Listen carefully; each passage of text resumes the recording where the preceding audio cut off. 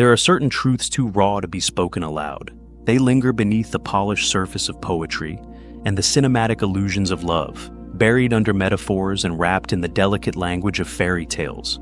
These aren't truths we're encouraged to confront, because doing so would mean unraveling the stories we've clung to since childhood. Stories that shaped our understanding of love, connection, and the idea of forever. But it's in the heart of these painful revelations that liberation hides. Not the kind of comfort truth that soothes and reassures, but the type that claws at your chest and forces your eyes open. And among all of these, there's one truth that many men simply aren't prepared to face.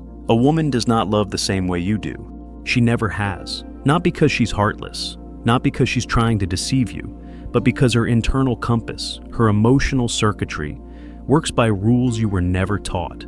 While you're out there romanticizing eternity, dreaming of growing old together and holding hands into the twilight years, she's processing things through a lens shaped not just by emotion, but by biology, by evolution, by instinct.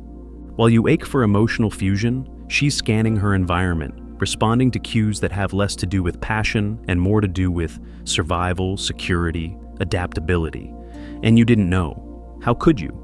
From the time you were small, you were raised on a steady diet of stories that promised the arrival of the one. You were conditioned to believe that if you gave your whole heart, if you stayed loyal, remained faithful, loved hard enough, you'd be rewarded with equal devotion in return. That love conquers all. That vulnerability is noble. That persistence is romantic. But no one told you the other side. No one prepared you for the possibility that what you define as unconditional love is not the same mechanism that guides how many women select their partners or decide whether to stay. They never explain that what feels sacred to you might be for her a function, one that changes based on circumstances, on perception, on what her subconscious is picking up. You thought love was a shared journey. What you didn't realize is that you might have been the only one walking it.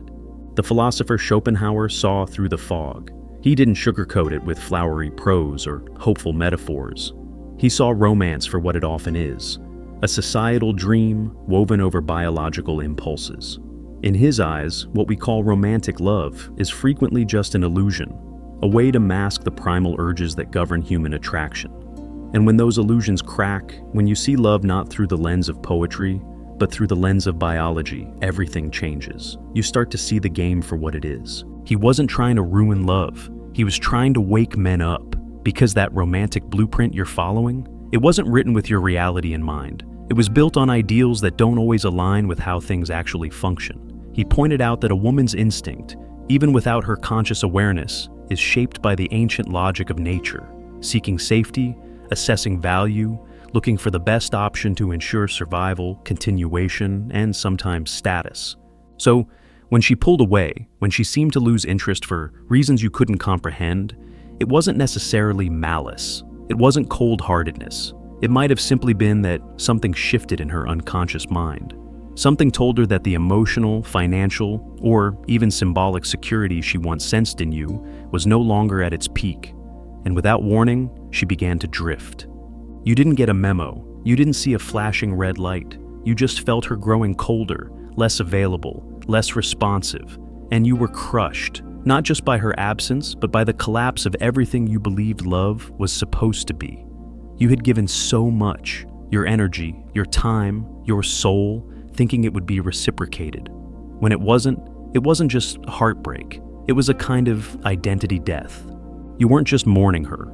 You were mourning the belief that what you offered should have been enough.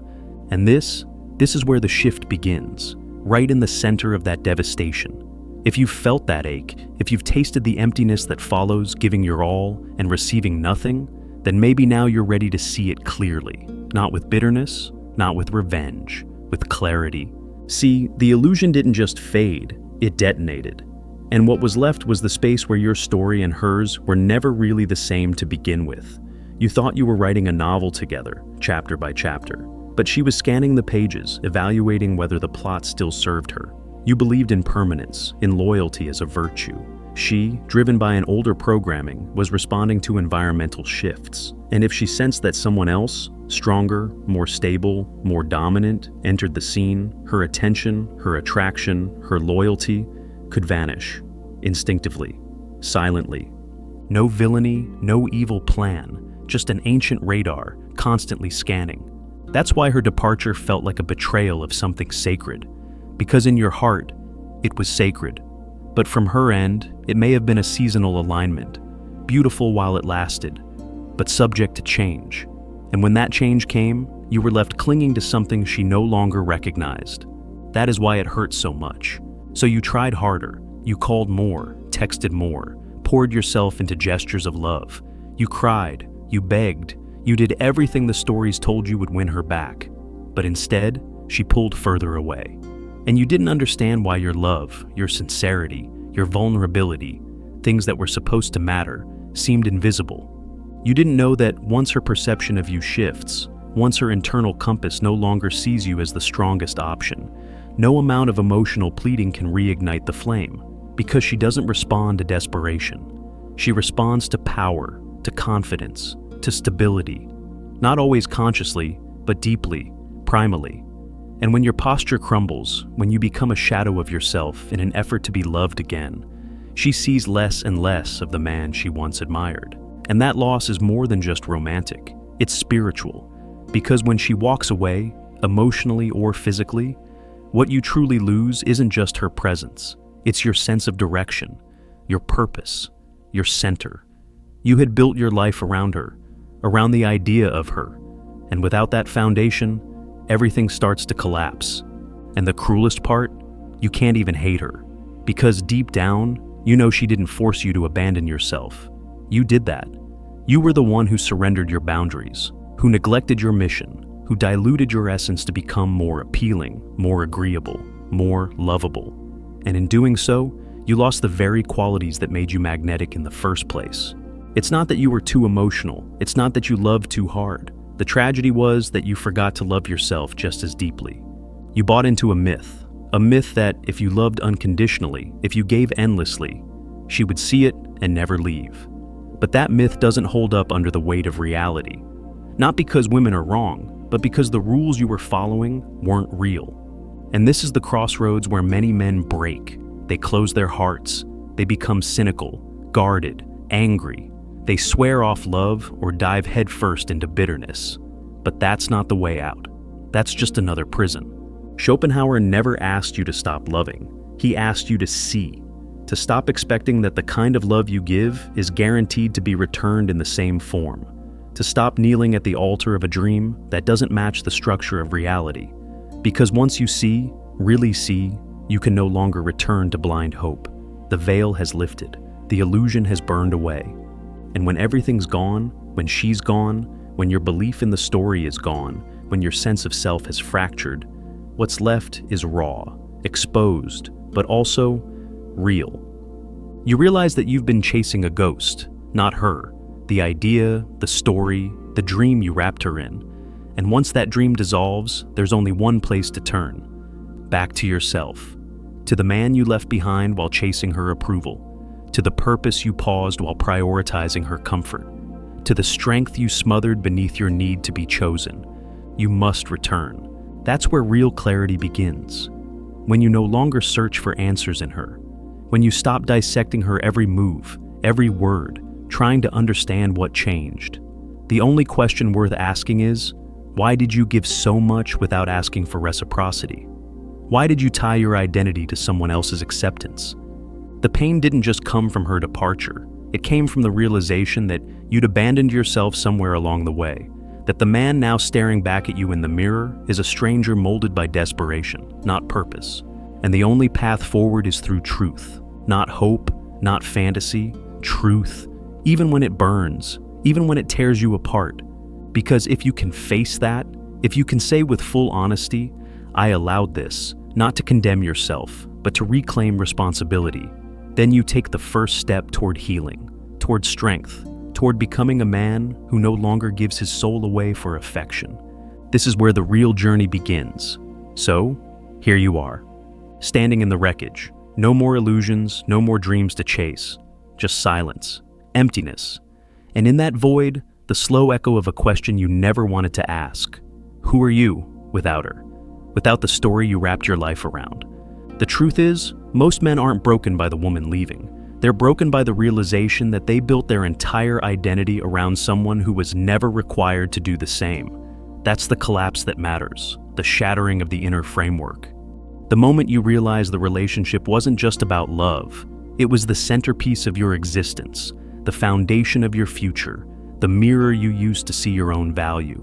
And when that mirror walks away, what's left is often a reflection you don't recognize. This isn't about hating her. It's not about blaming women or turning cold. No, that would be too easy. It would be another illusion. The real challenge, the real war, is within. To face yourself. To sit in the aftermath and admit what you did, what you gave, what you sacrificed, and most of all, what you abandoned inside yourself just to keep someone else close. That's where men begin their real descent. Not when they're rejected, but when they wake up to the fact that they surrendered their mission, their path, their masculine essence in exchange for a feeling that wasn't built to last. And now you're here, wondering if there's a way back. Wondering if the man you once were, the one who had direction, fire, certainty, can be resurrected from the ashes.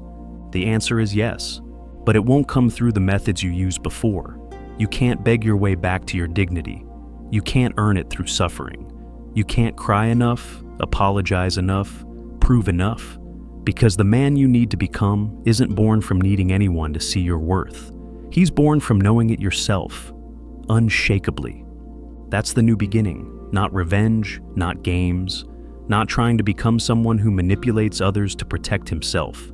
That's not strength, that's fear in a better costume. The real journey starts when you decide, finally, to stop orbiting someone else's gravity and build your own center again. To stop waiting for a woman to choose you and choose yourself first. This doesn't mean isolation. It doesn't mean closing your heart or rejecting love, but it does mean ending the cycle of self-betrayal.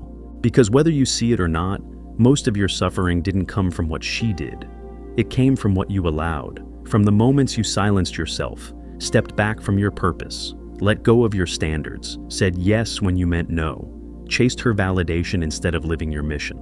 You thought you were loving, you thought you were devoted, but what you were really doing was abandoning your inner throne, hoping she'd give you permission to sit back down. That is over now. You are no longer a beggar at the gates of someone else's castle. You are the builder of your own. And building starts with remembering, not the relationship, not the fantasy. Remembering yourself, before her, beneath the pain, beyond the loss. The part of you that didn't flinch, that didn't wait to be chosen, that didn't soften his truth to be liked. That man still lives inside you. He's just buried under layers of need, heartbreak, and borrowed dreams. Now, you dig him out, not with anger, but with honesty. You begin with boundaries, not walls, boundaries.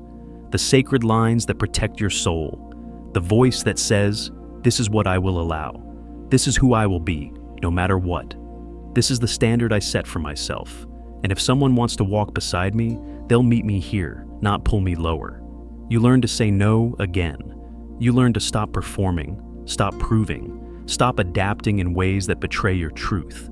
And you learn to sit in your own presence, fully, without needing to be needed. This is the rebirth of masculine clarity, not in opposition to women, not in rebellion, but in ownership. The masculine is not here to be liked. He's not here to be consumed. He's not here to prove his worth to anyone. He's here to lead himself, to create, to build, to protect, to speak, to act from principle, not approval. And when you live from that place, you don't chase love. You don't beg for attention. You don't bend your nature to hold on to someone who doesn't see you. You walk. You walk with your head high, because now you know, love without respect is nothing. Attraction without alignment is empty. Presence without mutual effort is a cage, and you weren't born to be caged. You were born to rise. And rising doesn't mean becoming hard, or angry, or numb. True rising is returning to wholeness, to the version of you that doesn't need to be chosen to know he is worthy. The man who walks alone, not because he hates others, but because his path is sacred, because his purpose is calling louder than any text, any memory, any ghost. There will be days you want to go back, nights you stare at her picture and wonder if maybe it was all in your head.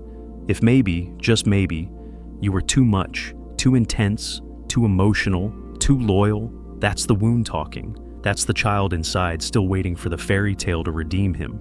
But you're not that boy anymore. You are becoming a man who no longer negotiates with people who cannot meet him. A man who no longer explains his worth in paragraphs. A man who no longer contorts to keep love alive. He is love. He is power. He is focus. He is stillness. And no storm, no woman's exit, no betrayal, no silence can take that away. You want peace?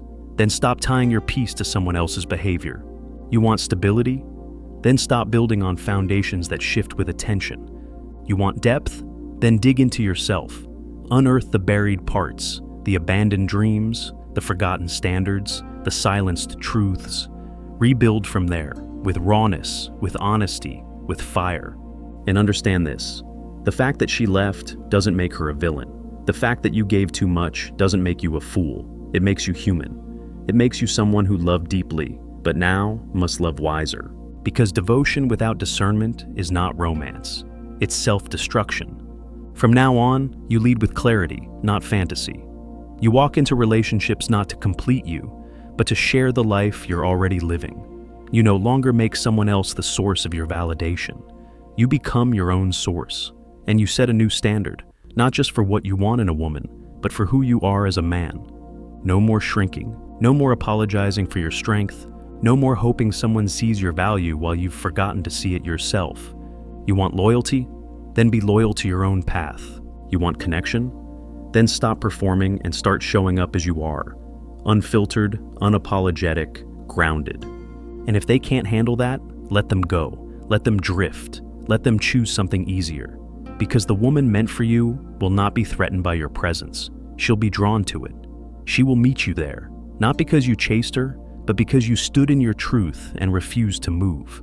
You're not looking for another savior. You're not looking for someone to complete you. You're building something more sacred than any romantic illusion ever offered you. You're building yourself. You reclaim your mornings, your vision, your body, your mission. You stop wasting time in emotional purgatory, waiting for her to come back. You're not a placeholder in someone else's life. You are the lead in your own. And the world needs that man. Not the one who's addicted to longing. Not the one who texts paragraphs at midnight, hoping she'll understand.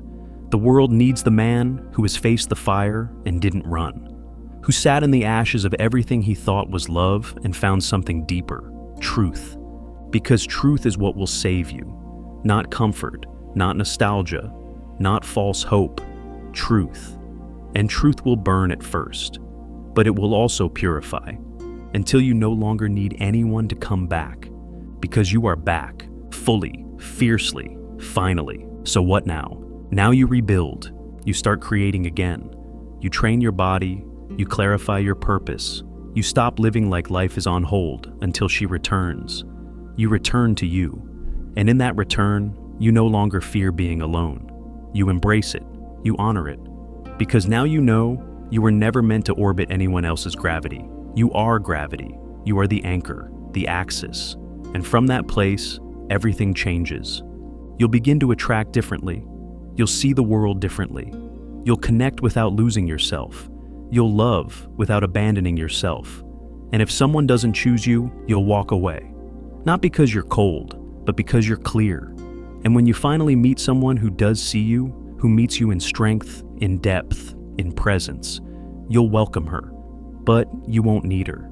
Because you no longer confuse love with survival. You no longer offer your soul in exchange for temporary affection. You no longer perform. You simply are. That is the transformation.